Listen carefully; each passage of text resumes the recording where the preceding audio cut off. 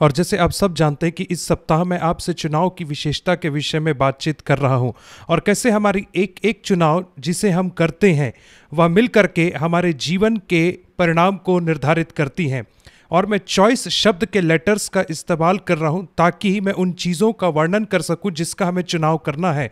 सबसे पहले मैंने बात की मसीह के विषय में, जो सबसे महत्वपूर्ण चुनाव है जिसे हम कर सकते हैं। और कल मैंने आपसे बात की नम्रता के विषय में, अर्थात कि हमें हमेशा नम्रता के मार्ग को चुनना है। आज मैं आपसे अगले लेटर के बारे में बात करूंगा जो चॉइस में आता है, और वो है ओ फॉर ओबीडियंस, अर्थात आज्ञाकारिता। क्यों आज्ञाकारिता इतनी महत्वपूर्ण है? और इसको समझने के लिए हमें सबसे पहले यह समझना है कि कैसे हम जो मनुष्य लोग हैं परमेश्वर की बाकी सृष्टि से भिन्न है। परमेश्वर ने जब हमें बनाया तो उसने हमें स्व इच्छा दी, और आपने स्व इच्छा को पहले सुना होगा, परंतु आपको इसके विषय में चिंता करने की जरूरत नहीं, क्योंकि मैं आपको इसे समझाऊंगा। इसका अर्थ होता है कि आप चुनाव कर सकते हो, क्योंकि हम चुनाव के विषय में बात कर रहे हैं। उदाहरण स्वरूप, परमेश्वर ने पृथ्वी को बनाया, परंतु जो पृथ्वी है वो अपने से चुनाव नहीं कर सकती है, और पृथ्वी जो है वो परमेश्वर की आज्ञा की अवहेलना नहीं कर सकती है। जिस समय से परमेश्वर ने उसे बनाया है, पृथ्वी तब से लेकर के आज तक परमेश्वर की आज्ञा का पालन कर रही है, और वह यह है कि वह 365 दिन में सूर्य के चारों ओर घूमती है। और इतने सालों में कभी भी पृथ्वी ने एक भी दिन परमेश्वर की एक भी बात की अवहेलना नहीं की।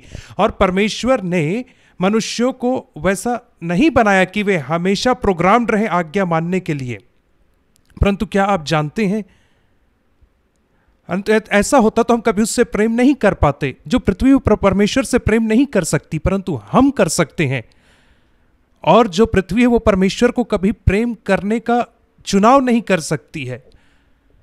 और परमेश्वर को अनाज्ञाकारी बच्चे अच्छे लगते बजाय आज्ञाकारी रोबोट के। जैसे कि कह सकते हैं कि ये जो प्लैनेट है, माउंटेन्स एक्सेट्रा। मैं एक पिता हूं और मेरे घर में बच्चे हैं, और मेरे घर में कंप्यूटर भी हैं, और मेरे जो कंप्यूटर हैं वो मेरी कभी भी आज्ञा की अवहेलना नहीं करते हैं। वो कई बार गलत करते हैं, परंतु जब मैं उन्हें सही से प्रोग्राम करता हूं तो वो बिल्कुल कहीं मेरी आज्ञा की अवहेलना नहीं करते। परंतु मेरे बच्चे मेरी आज्ञा की अवहेलना करते हैं। परंतु आप जानते हैं मेरे लिए सबसे बहुमूल्य कौन है मेरे घर में? मेरे बच्चे ही हैं।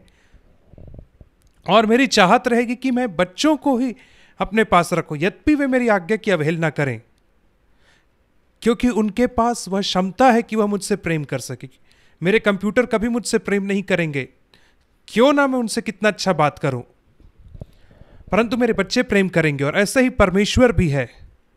और परमेश्वर के लिए सबसे बड़ा प्रेम का प्रगटीकरण जो हम कर सकते हैं वह यह है कि हम उसकी आज्ञा को माने। यीशु मसीह ने अपने चेलों से कहा, यूहन्ना 14 अध्याय में उसके 15 वचन में, यदि तुम मुझसे प्रेम करोगे तो तुम मेरी आज्ञाओं को मानोगे।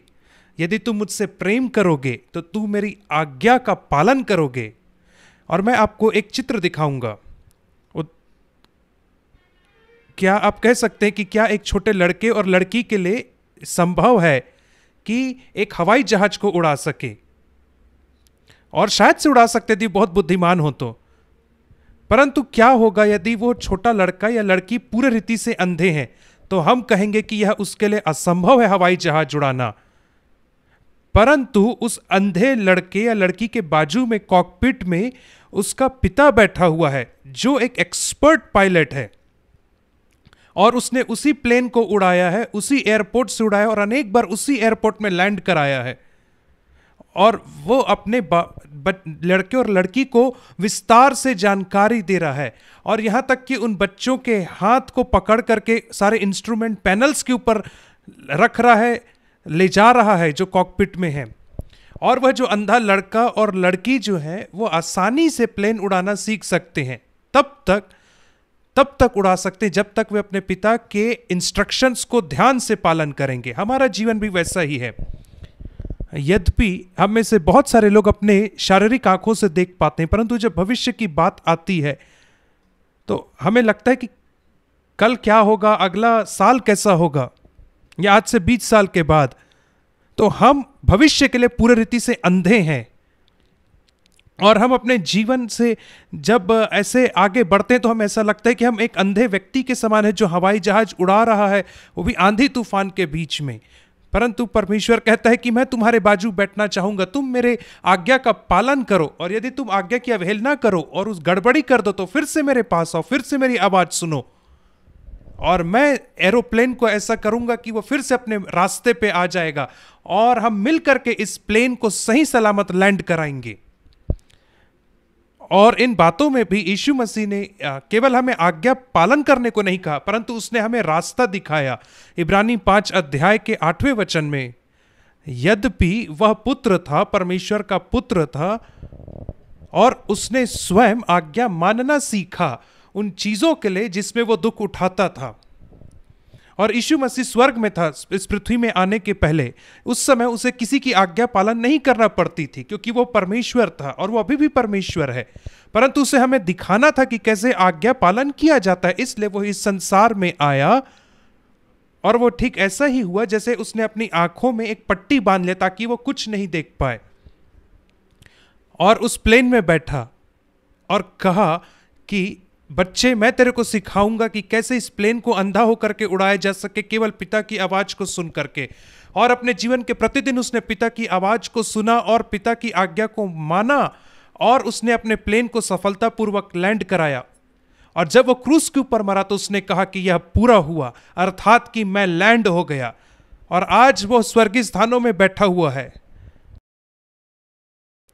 और वो चाहता है कि आप भी उसके बाजू में बैठो पवित्र आत्मा के माध्यम से। और वो कहता है कि मैं तुम्हें घर तक तुम्हारी अगुवाई करूंगा, केवल मेरी आज्ञा का पालन करो। और आज्ञा पालन की शुरुआत तब होती है जब आप एक बच्चे ही होते हैं। इफिसियों 6 में बाइबल कहती, पहले और दूसरे तीसरे वचन में, और इन वचनों को जिन्हें मैंने आपके स्कूल में बैठे बैठे मैंने इन चीजों को याद किया था जब एक बच्चा ही था आपके समान में। कहता है कि बच्चों, अपने माता पिता का आज्ञा पालन करो, क्योंकि यह सही है, यह उचित है। और तभी तो यीशु मसीह एक बच्चे के समान पैदा हुआ इस संसार में। वो छोटे बालक के समान पैदा हुआ, एक वयस्क के समान प्रकट नहीं हुआ। वो धीरे धीरे बड़ा हुआ, 5 साल का, 8 साल का, 12 साल का, 16 साल का, 18 साल का, और उन सारी परिस्थितियों का उसने सामना किया जिसे आप अपने उम्र में सामना करते हैं। उसे अपने माता पिता की आज्ञा का पालन करना पड़ा अपने घर में, और नासरत में अपने शिक्षकों का पालन करना पड़ा स्कूल में। इसलिए आप जो बच्चे लोग, आप अपने माँ बाप की आज्ञा मानो, अपने शिक्षकों की आज्ञा मानो। तभी तो इफिसियों 6 के 3 वचन में कहता, ताकि तेरे संग इस संसार में भला हो, तभी जब तू अपनी माता पिता का आज्ञा मानेगा। और यही एक चीज है जिसे परमेश्वर ने हमें दिया, जिसे बाकी सृष्टि को नहीं मिला है, और वह है विवेक। और यह एक और बड़ा शब्द है, अर्थात विवेक, जिसे शायद आपने पहले सुना होगा।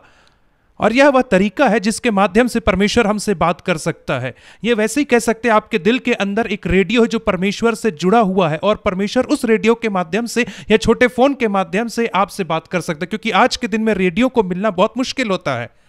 जब आप उसकी आज्ञा की अवहेलना करते हैं तो आपको आपके विवेक में छोटा सा चुभन महसूस होता है, और आपको ऐसी आवाज आती कि तुम्हें ऐसा नहीं करना चाहिए था। यदि आप उसकी अवहेलना करते हैं और जैसे जैसे आपकी उम्र बढ़ती है तो वह जो आपकी विवेक में जो आवाज होती है वो धीमे और धीमे और धीमे हो जाती है, और हो सकता है कि एक दिन वो पूरी रीति से मर जाएगी वह आवाज, और आप अपने जीवन को नाश कर डालेंगे। इसलिए आप अपने विवेक की आवाज को सुने, वह छोटी आवाज को जो आपके दिल में कहती है। परमेश्वर ने हमें अपना वचन अर्थात बाइबल भी दिया, जिसके माध्यम से वो हमें से हर एक से बातचीत करता है।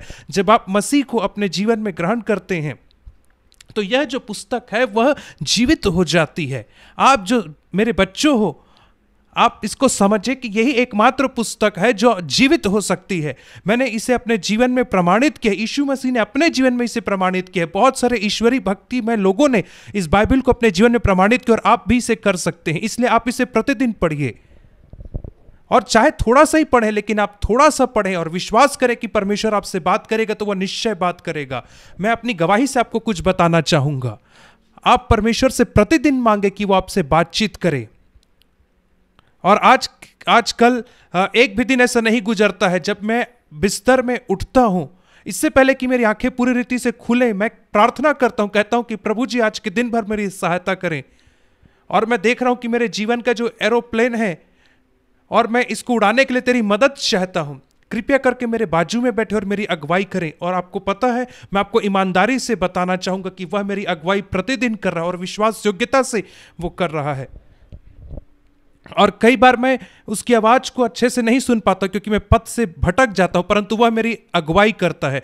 मैं आशा करता हूं कि आप भी उसकी सुनने की आवाज़ को आवाज़ सुनने की आदत डालेंगे और उसे प्रतिदिन उसकी आज्ञा का पालन करेंगे, ताकि यीशु मसीह आपके एरोप्लेन को सफलतापूर्वक लैंड कराए। प्रभु आपको आशीष दे। आइए हम प्रार्थना करें। स्वर्गीय पिता, हम तेरा धन्यवाद करते हैं इन विद्यार्थियों के लिए, और जब मैं इनके पोटेंशियल के विषय में सोचता हूं तो मैं तेरा धन्यवाद करता हूं कि तू उनके द्वारा महान सामर्थी कामों को कर सकता है।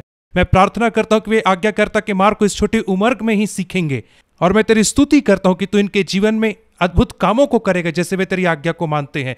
और जिस भी परिस्थितियों से होकर के गुजरे उन्हें प्रोत्साहित कर, उनकी सहायता कर, यीशु के नाम में आमीन।